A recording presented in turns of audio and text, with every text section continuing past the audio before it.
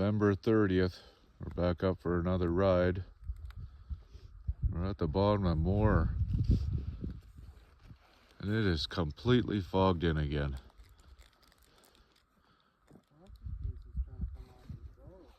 We won't be going up there.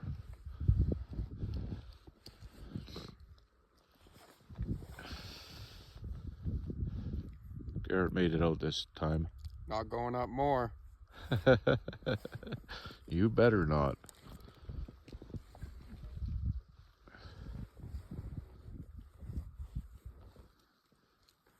I think we'll head over to the burn. Hopefully it's not foggy on the other side of the hill here.